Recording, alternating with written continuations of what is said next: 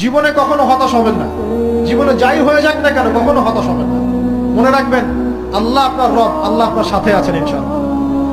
এই সমাজ আপনাকে যেভাবে শেখায়, কিভাবে শেখায়, এই যে স্কুল, কলেজ, ইউনিভার্সিটি, চাকরি, বিয়ে, সন্তান প্রতিপালন, আর তারপর ইন্না লিল্লাহি ওয়া ইন্না ইলাইহি রাজিউন, এই তো শেখায় নাকি?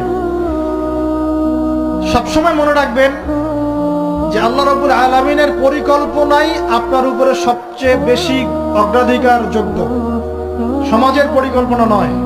পরিবার আপনাকে চাপ দিচ্ছে, চাকরি পাস না, পড়াশোনা করিস না, হ্যাঁ পড়াশোনায় কেন তুই 80 নাম্বার পাইলি না, কেন চান্স পেলি না, কবে চাকরি পাবি, কবে আমাদেরকে দেখবি, খাওয়াবি, পড়াবি, এই যে চাপগুলো চারপাশ থেকে আসে কিনা? এতে করে অনেক যুবক দেখা যায় মাদকাসক্ত হয়, অনেকে দেখা যায় আত্মহত্যা করছে, ইদানিং করছে কিনা ভাই?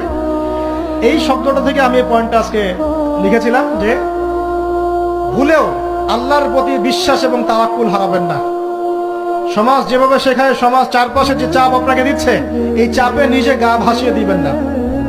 আপনি আল্লাহর কাছে দোয়া করবেন, আল্লাহর কাছে পথ চেয়ে নিবেন এবং আল্লাহর প্রতি তাওয়াক্কুল ভরসা করবেন, কখনো আত্মহত্যার পথ বেছে নিবেন।